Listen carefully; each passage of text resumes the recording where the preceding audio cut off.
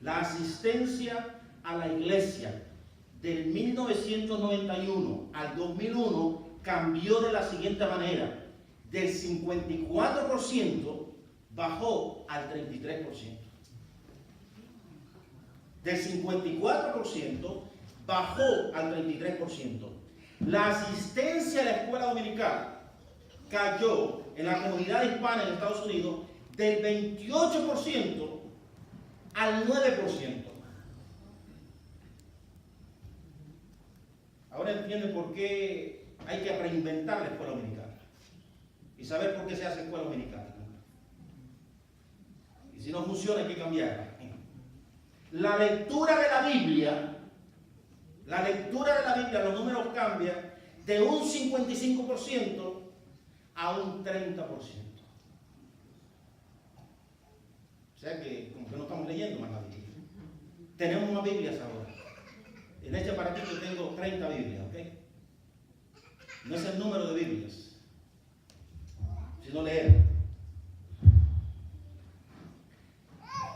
Este dato me llamó la atención. La asistencia a la iglesia o asistiendo a una iglesia de 600 o más miembros en 1991 era del 1%, en el 2001 era del 24%. Y déjenme explicar este concepto. O sea, la gente latina, nosotros somos más dados a la comunión, a nosotros nos encanta, el impacto más grande de nuestra iglesia es después del culto, ¿se han fijado? Esa es la comida, nos quedamos hablando, ese es el impacto de la iglesia. Pero poco a poco hemos ido abandonando esa cultura y más hispanos prefieren ir a una iglesia de 600 miembros o más, y ustedes saben la razón, o una de las razones. Y no estoy en contra de las mega churches. No estoy en contra. Porque hay iglesias que son grandes, tienen 600, 1000, 15,000 miembros y están bien organizadas para lidiar con ese fenómeno. Pero hay mucha gente que se esconde en la multitud, en donde viene el domingo a la iglesia, y si te vi no me acuerdo. En cambio, aquí no. Cuando tenemos un grupo como este, si usted no viene el otro domingo, nos vamos a dar cuenta que no vino. ¿Entienden? Hay una gran diferencia. Y eso es interesante. Personas que no asisten a la iglesia, del 20% subió al 40%. O sea, menos latinos asistiendo a la iglesia. En 1991, 2/3 de los adultos hispanos, o sea, el 66%, dijo que su fe religiosa era muy importante para ellos. Ahora solamente es el 50% piensa lo mismo. De 66 baja a 50% reclamando la importancia de su fe. Creencia sobre la veracidad de la Biblia. Creen que la Biblia es verdad. En 1991 era el 62%, en el 2001 era el 32%. O sea que ya esto no es cuestión de que si usted pertenece al Islam, ¿cómo se llama? Budista, hinduista, lo que sea. No. En la iglesia ahora mismo tenemos la comunidad hispana, lo que antes se daba por sentado, la comunidad latina no cree que la Biblia sea verdad. Y eso es importante saberlo. Uno puede dispararse un sermón ahí y dar por sentado que todos creen y algunos tienen sus cuestionamientos y los cuestionamientos son válidos y buenos, ¿ok? Leí algo por ahí, un post en el muro de Facebook, decía: hermanos, por favor, cuando vayan a la iglesia asegúrense que llevan su cerebro también. Porque tampoco tenemos que venir a la iglesia y aceptar todo lo que se dice o se hace. O sea, si Dios nos ha dado un cerebro y como buenos bautistas creemos en la libre conciencia y creemos en la libertad para ir al texto y Dios me puede hablar a mí, no solamente algunos especiales en la iglesia. Y finalmente, compartir el evangelio con otros no es tan importante para los hispanos como lo era antes. En el 91, 48%, en el presente, 18%. Ahora, estos son datos estadísticos. Pensando en eso, se me ocurrió compartir con ustedes el texto de 2 de Timoteo, capítulo 2, versículos del 1 al 7. 2 de Timoteo, es fácil encontrarlo, está entre Génesis y Apocalipsis. 2 de Timoteo, el Nuevo Testamento. capítulo 2, versículos del 1 al 7. Y he titulado al sermón de esta mañana, Pasando la antorcha del Evangelio. Pasando la antorcha del Evangelio. Segunda de Timoteo, capítulo 2, versículos del 1 al 7. Si lo encuentra, aleluya, gloria a Dios.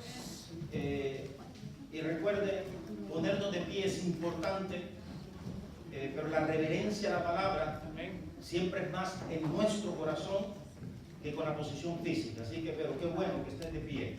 Pero hay gente que no puede estar de pie, así que puede ser reverente a la palabra en su corazón. Gloria a Dios.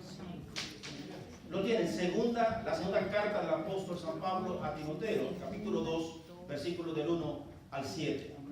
Dice así la Escritura: Tú pues, hijo mío, esfuérzate en la gracia que es en Cristo Jesús. Lo que has oído de mí ante muchos testigos, esto encarga a hombres fieles que sean idóneos para enseñar también a otros. Tú pues, sufre penalidades como buen soldado de Jesucristo. Ninguno que milita se enrede en los negocios de la vida a fin de agradar a aquel que lo tomó por soldado. También el que lucha como atleta no es coronado, sino lucha legítimamente. El labrador, para participar de los frutos, debe trabajar primero. Considera lo que digo y el Señor te dé entendimiento en todo. Oremos. Padre, gracias por tu palabra. Señor, pedimos que tú abras nuestro entendimiento, pero que también abras nuestro corazón para recibir y atesorar tu palabra, que es poderosa. Esa palabra que no solamente nos informa, sino que nos forma y transforma. Esa palabra que produce cambios, no solamente como individuos, sino como iglesia, y que debe reflejarse en nuestra comunidad. Padre, habla en esta hora. Te lo pedimos en el nombre de Jesús, nuestro Señor y Salvador. Amén. Amén. Y amén. Amén.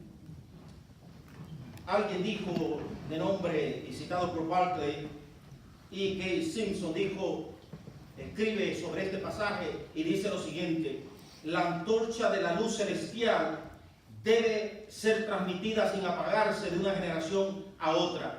Y Timoteo debe considerarse a sí mismo como un intermediario entre la era apostólica y las eras posteriores. Y Barclay, un comentarista del Nuevo Testamento, dice: el privilegio de un cristiano es recibir la fe, y transmitirla es su responsabilidad. Repito, el privilegio de un cristiano es recibir la fe, y transmitirla es su responsabilidad. Así que cuando pienso en el título de este sermón, Pasando la antorcha del Evangelio, para cumplir con esto, nosotros debemos hacernos 3 preguntas claves, y las respuestas están en el texto. La primera es: ¿cómo pasamos la antorcha del Evangelio? ¿Qué hacemos para pasar la antorcha del Evangelio? Y quizás una pregunta muy importante es: ¿cuál es el precio? ¿Qué tan difícil es cumplir esta tarea? Esas 3 preguntas, la respuesta a esas preguntas las encontraremos en el texto. Y la primera es: ¿cómo hacerlo? ¿Cómo hacer para pasar la antorcha del Evangelio de una generación a otra? Dicho sea de paso, tenemos nosotros los latinos, los hispanos, que tomar en serio esta tarea. Lo voy a repetir: tenemos que tomar muy en serio esta tarea. Me da alegría cuando veo en nuestras iglesias jóvenes, niños, porque eso nos habla de una iglesia que sigue viva, de una iglesia que sigue presente, de una iglesia que está pasando de una generación a otra. Sin embargo, no sé si estamos haciendo lo suficiente. Esa generación especial en Estados Unidos llamada millennials, milenarios, en Estados Unidos hay 80 millones de millennials. ¿Cuántos millennials hay aquí? How many millennials? Mira, aquí tenemos uno acá. ¿Cuánto más? Any more millennials?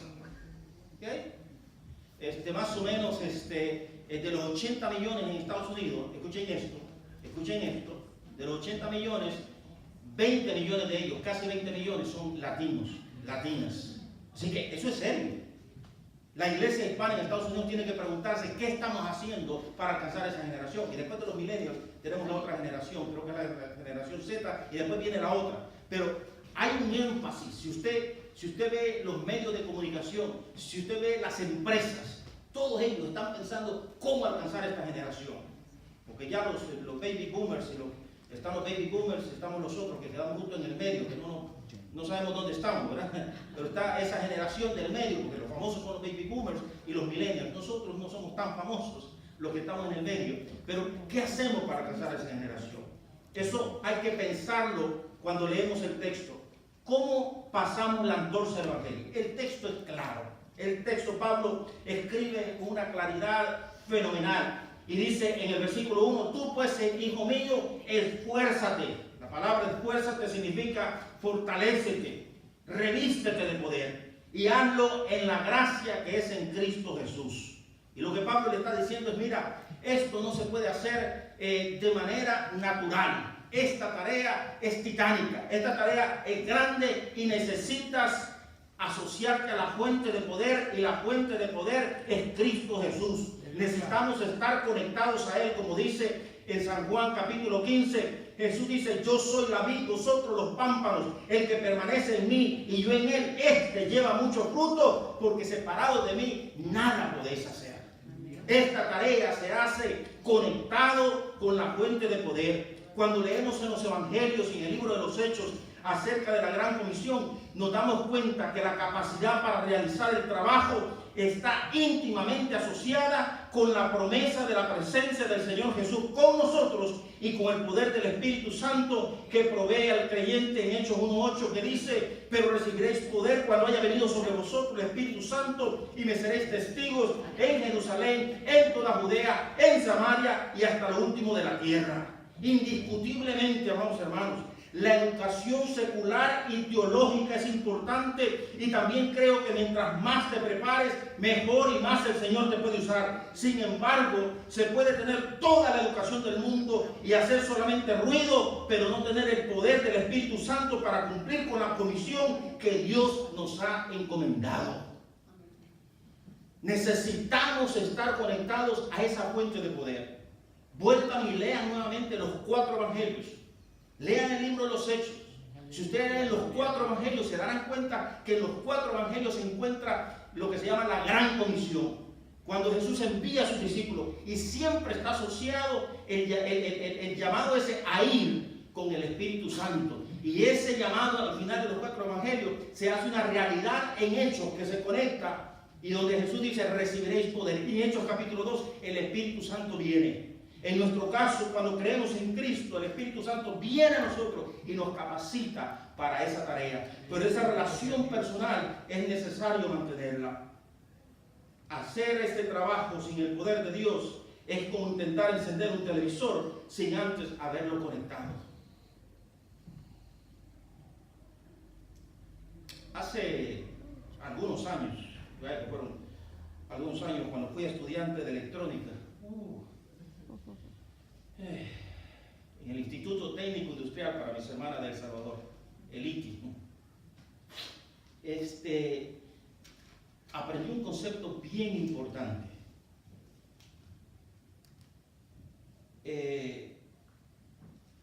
Si uno quiere producir ruido, por ejemplo, si quería hacer sonar algo, no se necesita la misma cantidad de poder que para producir luz. Para producir luz se necesita más poder que para producir ruido. Me pregunto si algunas de nuestras iglesias están haciendo mucho ruido, pero no están haciendo luz en sus comunidades. Porque el ruido lo podemos hacer nosotros, pero la luz que ilumina y guía y transforma a nuestras comunidades se logra a través del poder del Espíritu Santo. Aleluya, gloria a Dios. No basta con hacer ruido. No basta con hacer ruido. Es necesario proveer luz. Pasando la antorcha del Evangelio. ¿Cómo hacerlo? ¿Cómo hacerlo? En el poder, con el poder de Cristo. La segunda cosa, o la segunda pregunta que debemos contestarnos es, ¿y qué hacemos? Ya sabemos cómo hacer, ya sabemos el cómo. Necesitamos depender del Espíritu Santo. Pero la pregunta es, ¿qué hacemos? Y la respuesta es sencilla. Y el apóstol Pablo la responde en el versículo 2. Dice, lo que has oído de mí ante muchos testigos, esto encarga a hombres fieles que sean idóneos para enseñar también a otros. ¿Pueden ver ahí el efecto de una generación a la otra? ¿Pueden ver los diferentes grupos? ¿Pueden ver las diferentes personas? El primero es Pablo. ¿A quién Pablo le pasa la antorcha del Evangelio? Timoteo. ¿A quién? Timoteo. Dígalo. Timoteo. Pablo le pasa la antorcha del Evangelio ¿a quién? Timoteo. ¿Y Timoteo la debe pasar a quién? A hombres fieles, idóneos. ¿Que qué? ¿Qué dice después? Que sean idóneos para enseñar a otros. Miren cómo se va pasando la antorcha del Evangelio. Pablo a Timoteo, Timoteo a hombres fieles a otros. ¿Y saben esos otros dónde están? Están aquí. Nosotros somos parte de esos otros, porque gracias a Dios no se interrumpió la cadena. Desde Pablo se viene pasando la antorcha del Evangelio y la iglesia está hoy aquí. Claro, el Señor dijo, yo edificaré mi iglesia y de las puertas del infierno prevalecerá contra ella. Pero porque ha habido hombres fieles que han pasado la antorcha del Evangelio de una generación a otra.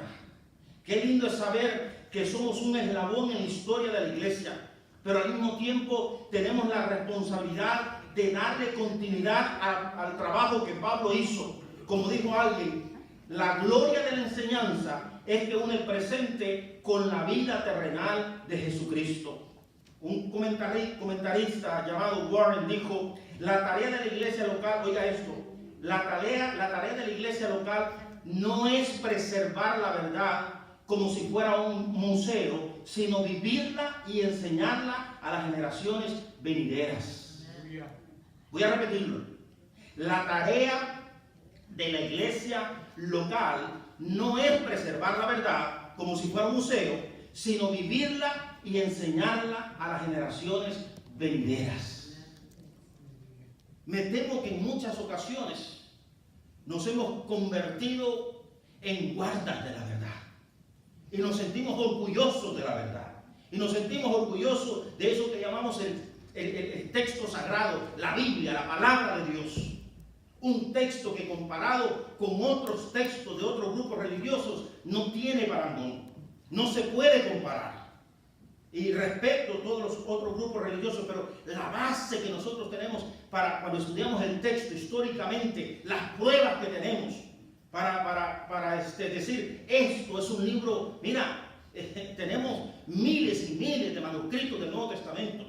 Cuando se estudia cómo fue preservado el Antiguo Testamento, el cuidado con que cuando se copiaba de un manuscrito a otro y el cuidado con que lo hacía, o sea, nuestro texto sagrado es único. Pero a veces nos conformamos con saber que tenemos la verdad. Pero esta verdad, esto no es un museo para conservarla aquí adentro. Esta verdad hay que compartirla.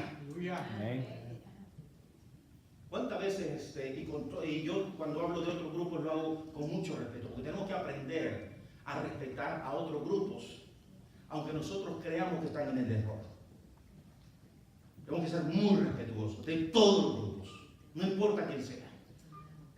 Ya sea el Islam, ya sea, por ejemplo, el que quiero traer a colación es estas personas que se llaman testigos de Jehová. Que cuando uno ve el texto que usan, que ha sido un poquito cambiado a lo que es el original, que usan la Biblia como nosotros, pero se ha cambiado un poquito. Y aquellos que tenemos acceso a la lengua original, particularmente el Nuevo Testamento, sabemos que ha habido unos cambios bastante radicales para hacer o afirmar sus creencias. Pero ellos podrán estar en el error.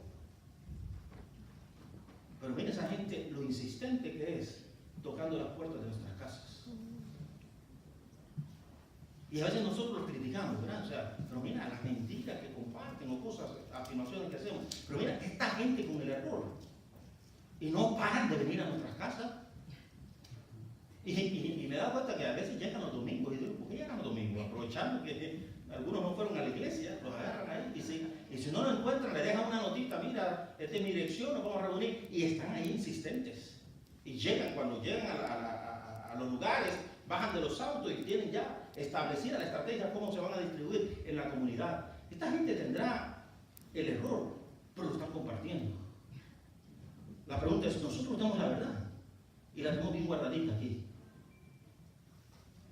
Nuestra responsabilidad es compartirla. Ahora, deben decir esto con mucho cuidado.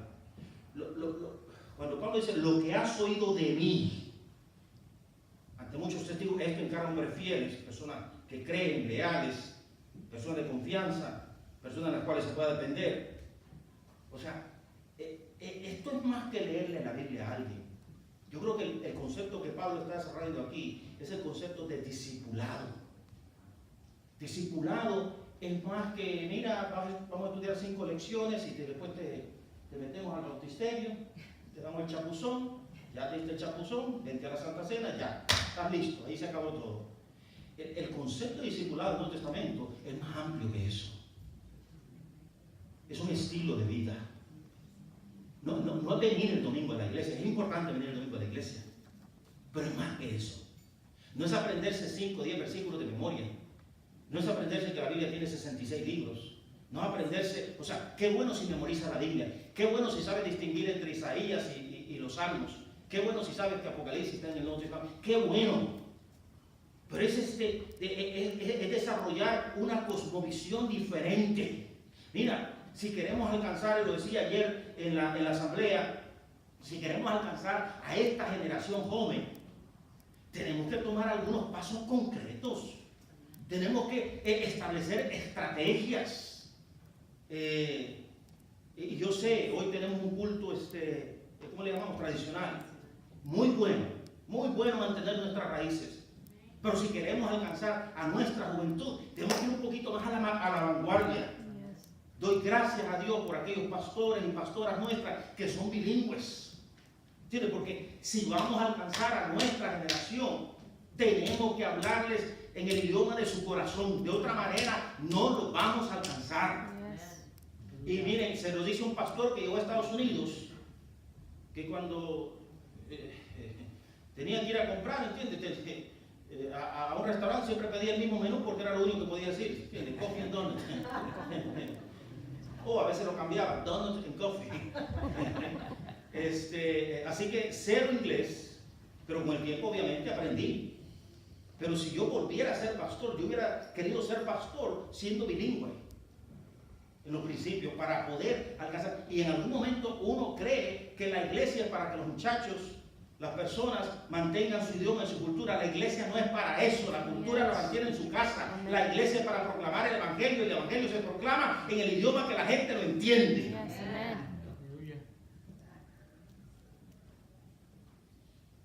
¿Por qué cree que el Nuevo Testamento se escribió en griego y no en hebreo? ¿Se han preguntado eso? ¿Cuál es la lengua de los judíos? ¿Cuál era la lengua de los judíos? ¿Y cuál sigue siendo la lengua de los judíos? Hebreo. ¿Cuál? Hebreo. Hebreo. ¿Y por qué se escribe el Nuevo Testamento en griego? ¿Por qué cree que el Antiguo Testamento, que se escribió la mayor parte en hebreo, se tradujo al griego? Se llama la Septuaginta, la versión de los 70. ¿Por qué cree que se tradujo? Para alcanzar a la comunidad judía que no dominaba su idioma, que lo entendían mejor el griego. ¿Por qué la Biblia ha sido traducida a los diferentes idiomas? Para poder alcanzar a nuestras comunidades. Tenemos que ser intencionales en eso. Tenemos que ser intencionales en nuestros programas. Lo decía ayer, mira, esta generación nueva de jóvenes va más allá. Nos hemos vuelto quizás nosotros como puritanos. Tenemos que cambiar esa visión de iglesia en inglés del don't do it, don't do that, don't. Yes. No hagas esto, no hagas lo otro. No. Los muchachos necesitan saber qué es lo que se puede hacer. Porque cuando Jesús vino, hizo y transformó comunidades, transformó vidas, porque vino a hacer algo. La pregunta que tenemos que hacernos hoy en día es: ¿qué la iglesia va a hacer para responder a las crisis que estamos enfrentando? Tenemos una persona en el poder, que no quiero decir su nombre, y no le voy a revelar por quién voté o no voté, y de qué partido soy o qué partido apoyo, pero no voté por él, porque no se lo voy a hacer. Hay un racismo sistémico en Estados Unidos en este momento. Había estado presente, pero ahora ha salido a flote.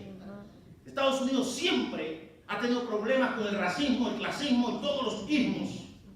Y la iglesia no se puede quedar aquí adentro cantando himnos y diciendo: Dios me ama, Cristo viene pronto, nos vamos al cielo, feliz soy, pues me voy con Él, me voy con Él. Hermanos, el Evangelio responde a la vida eterna, pero también responde a las necesidades aquí y ahora. Amén. Cuando Jesús vino, respondió a las necesidades de la gente en ese momento. El único que respondió a una comunidad que había sido marginada, que se llamaban los leprosos, fue Jesús. Jesús vino, los tocó, los transformó, los integró. Jesús fue el único que había una comunidad marginada llamada samaritanos, una comunidad marginada llamada mujeres, una comunidad marginada llamada niños. Y Jesús vino y estableció relaciones, cruzó las barreras culturales, raciales y cualquier cosa, y empezó a cambiar los sistemas que oprimen y dañan a la gente. Si queremos que los millennials se incorporen a nuestra iglesia, más vale que pensemos también en esas cosas. Y no solamente en orar, leer la Biblia. Sin dejar de hacer eso, necesitamos hacer lo otro. Yes, amén. Discipulado es más que leer y memorizar la Biblia. Es buscar cómo impactar nuestro mundo. De otra manera, la pregunta: mi hijo, tengo una hija de 25 años. No hagan cuentas. La mamá era asaltacunas, ¿entiendes? Cuando se tiró, pues quedó embarazada ahí, pero no hagan cuenta. Mi hija tiene 25 años. Y con mi hijo tiene 22, 23 ya casi. Graduado de Villanova University, Pensilvania. Y cuando tenemos esas conversaciones con él, Villanova es una universidad católica. Y cuando él me hace las preguntas de teología, no basta con decirle: no, mira, cállate, es que la Biblia lo dice. Necesitamos aprender a dialogar con nuestros jóvenes, a esos cuestionamientos serios. ¿Por qué la iglesia hace esto? A veces no sabemos por qué la iglesia hace eso, pero lo seguimos haciendo. Me recuerdo aquella señora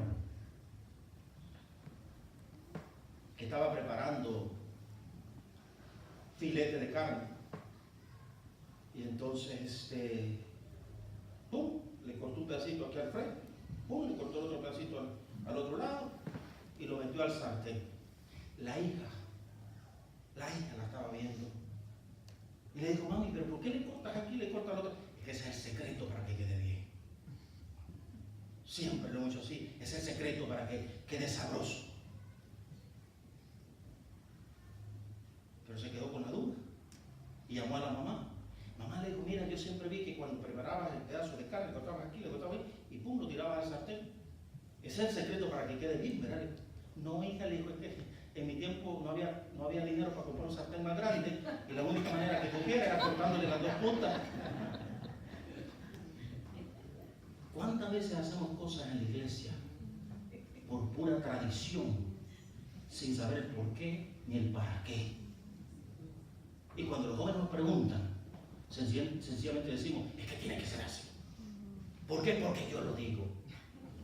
No podemos tener esos diálogos con nuestros jóvenes. tienen que ser diálogos más serios y con un poquito de cabeza, con el corazón, pero también con cabeza, para poderlo alcanzar. Y finalmente, el tiempo se nos va y debo ir a Richmond también. Pasando la antorcha del Evangelio. Ya dijimos cómo y ya dijimos qué vamos a hacer. Quizá esta parte es la más complicada. Hay que pagar un precio. ¿Cuál es el precio? ¿Qué tan difícil es cumplir esta tarea? Bueno, el precio a pagar es fuerte, ¿ok? En el versículo 3 le dice Pablo a Timoteo: tú pues sufres penalidades como buen soldado de Jesucristo. Definitivamente hay que pagar un precio. Para Timoteo significó soportar la persecución por causa de Jesucristo. Además de resistirse a las falsas enseñanzas, no fue nada fácil para él en la iglesia de Éfeso, donde había el judaísmo y había otras cosas en la comunidad de él, pero él siguió fiel. Se cuenta, después de Timoteo, obviamente, vino un pastor a esa iglesia de Éfeso, muchos años más tarde, y relata la historia que en esa iglesia primitiva vino Policarpo, el obispo Policarpo de Esmirna, que fue llevado ante la presencia del procónsul. Ahí se entabló el siguiente diálogo. Júrame, le dijo el procónsul, que renuncias a Cristo. El venerable anciano contestó: 86 años le he servido y nunca me ha hecho ninguna cosa perjudicial. ¿Y cómo podré negar a mi rey y a mi Dios? Tengo fieras, dijo el procónsul, y te expondré a ellas si no te arrepientes. Traedlas, dijo el mártir. Domaré tu espíritu con fuego, dijo el romano. Mi amenaza, respondió Policarpo, con el fuego que quema solo por un momento, pero ignoras el fuego del castigo eterno. En la hora de su martirio daba gracias a Dios, porque se contaba entre los fieles seguidores. La historia y la tradición dice que Policarpo murió precisamente en las llamas, como un mártir, defendiendo su verdad. Cuando leo eso me impacta. Sin embargo, amados hermanas y hermanas, yo creo, miren, la ilustración es fuerte, sin embargo, he llegado a la conclusión, ese soy yo, no tienen que estar de acuerdo conmigo, pero he llegado a la conclusión que es más difícil vivir para Cristo que morir por Él. Usted piénselo, saque su conclusión. Pero yo creo que es más difícil vivir para Cristo que morir por Él. Morir será es un abrir y cerrar de ojos. Es un momento de heroísmo. Y hay muchos en la historia. Pero vivir 50 años fiel para Cristo no es fácil. Vivir 60 años para Cristo no es fácil. Y a veces idealizamos esos mártires, esa gente que murió por Cristo. Mira, tú puedes ser un héroe. Vive para Cristo. Vive para Cristo. Si Dios te ha dejado vivo, no estés soñando con morirte. Bueno, algunos se quieren adelantar, ya ustedes, yo tengo prisa. Yo siempre he dicho, porque la gente entiende que llévame, Señor, me voy contigo. No, Señor, tranquilo, yo estoy bien acá, no tengo prisa. Mira, yo creo que tengo muchas cosas que hacer. Sí, porque a veces la gente, a veces pienso que es un escapismo a la realidad. Mira, si Dios nos ha dejado aquí, no es el momento mejor para vivir. Pero si Dios te ha dejado, porque tiene un propósito para tu vida. Sencillamente descubre el propósito y sigue. Y yo no tengo planes todavía. Así que, si alguno quiere adelantar, si quiere mi lugar, con gusto se lo doy. Ahora, me gusta la ilustración que usa el apóstol Pablo para pagar el precio. Y usa la ilustración de un buen soldado. Dice que debemos tener la lealtad, la educación de un buen soldado. Miren, la meta de un soldado es agradar a su general. Por eso en el versículo 4 dice: ninguno que milita se enrede en los negocios de la vida a fin de agradar a aquel que lo tomó por soldado. El soldado, pese a lo que pese, no abandona a su jefe, ni la causa por la cual lucha. El buen soldado, con tal de agradar a su general, hace a un lado todo lo que le agrada. Esto implica concentración, obediencia, sacrificio. Alguien dijo, el punto principal es, por consiguiente, la renuncia a todo aquello que estorba el verdadero propósito del soldado de Cristo. O sea, la comparación es fuerte. Y aquello que tiene conocimiento del ejército, o sea, que una persona se enliste en el ejército, es serio. Y el concepto que Pablo tenía en mente era de los romanos, más serio todavía. Y lo compara con eso. O sea, Este no es un cristianismo así, así a media, ¿verdad? O sea, yo voy el domingo, pongo mi ofrendita en el plato de la ofrenda, y si me ven el otro domingo, pues bueno. Porque hemos desarrollado un cristianismo de domingo. Pero el discípulo no es de domingo, el discipulado es 24/7. El discipulado es más que lo que hacemos. El discipulado es lo que somos. Y cuando somos discípulos, eso afecta a nuestro ser. Y no al revés. A veces creemos que lo que hacemos nos hace discípulos. A veces creemos que por venir a la iglesia somos discípulos. O sea, creemos que nuestras acciones nos hacen. No, es al revés. Lo que somos produce nuestro actuar. Como un soldado.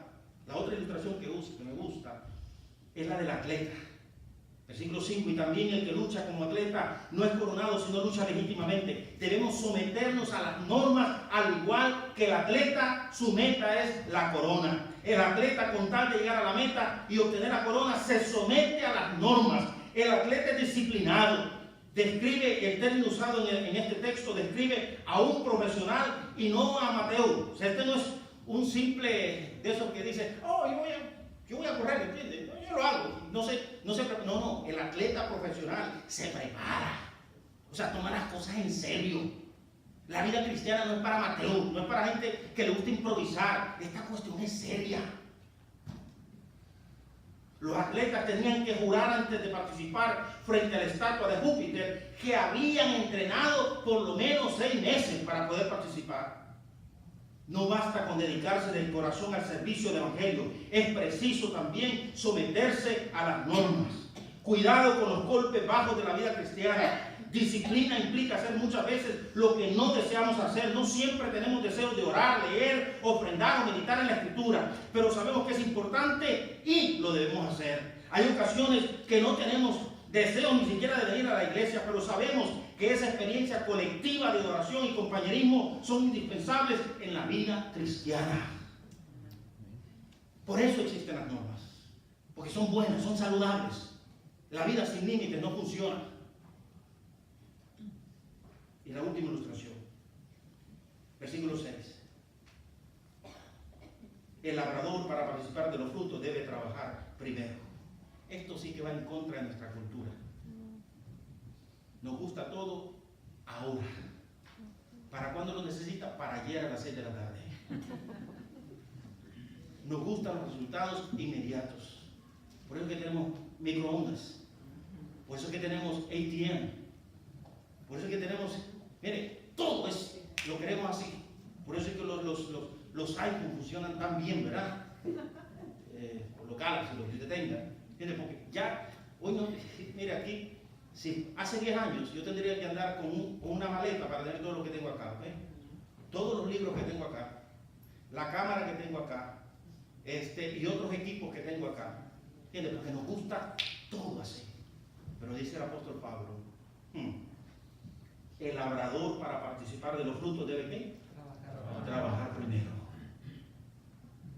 Voy a hacer una notita hacia cárcel.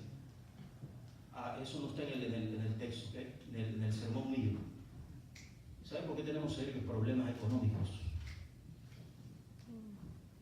Porque queremos disfrutar y después trabajar. ¿Sabe por qué nunca nos alcanza el dinero? ¿Cuántos no nacieron acá si no vinieron de otro país? ¿Cuántos no? No hay.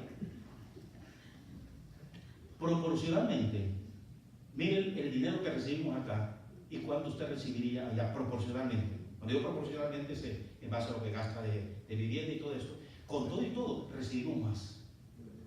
La pregunta es, si el otro año recibiera el doble, ¿usted estaría bien? ¿O seguiría igual?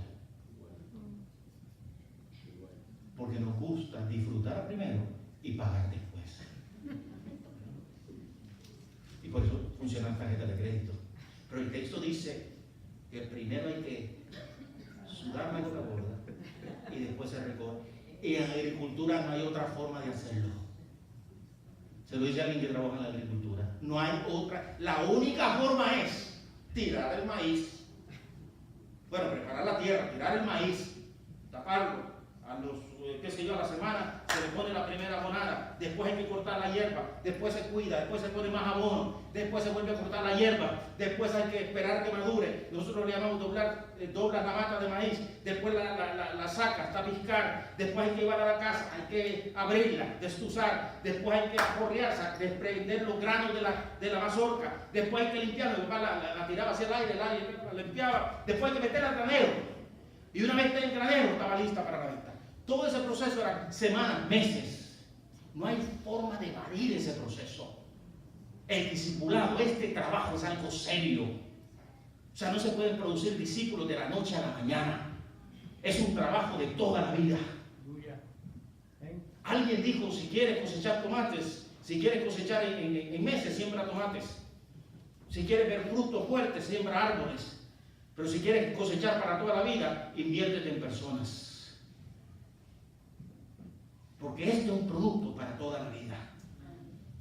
El agricultor, esperando la cosecha, trabaja arduamente con todo empeño. Sus cualidades principales son fe, esfuerzo, paciencia.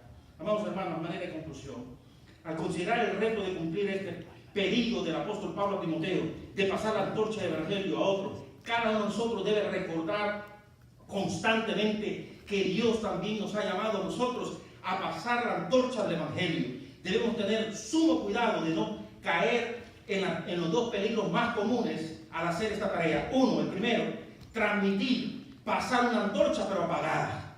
Repito, uno de los peligros es transmitir o pasar una antorcha pero apagada. Cuando una iglesia hace a un lado la palabra, su antorcha se apaga, no tiene contenido. Nuestro mensaje es el evangelio y no podemos evadirlo. Podemos hacer muchas cosas y convertirnos en una iglesia activista, pero cuando abandonamos la meta, perdemos el rumbo y por ende no vamos para ningún lado. Compartir la palabra debe ser la prioridad número uno de nuestra iglesia, la iglesia de Jesucristo. El segundo problema que podemos enfrentar al hacer esta tarea es tener una antorcha encendida, pero sin pasarla a otros. Hay muchas iglesias que conocen la verdad y tienen la verdad, pero no la están compartiendo con otros. Debemos salir de las cuatro paredes, compartir esta gloriosa verdad con otros, no solo con nuestras palabras, sino con nuestro estilo de vida. Recuerde, nuestra tarea principal no es preservar la verdad, sino compartirla al mundo entero. Amados hermanos, espero que nos comprometamos en este día a ser parte de este lindo grupo que desea trabajar arduamente para pasar la antorcha a otros. ¿Cómo lo hacemos? Con el poder de Cristo. ¿Qué hacemos? Compartimos la palabra. ¿Cuál es el precio? Muy alto, pero estamos dispuestos a pagarlo. Que el Señor nos bendiga. Dejo el tiempo con su pastor.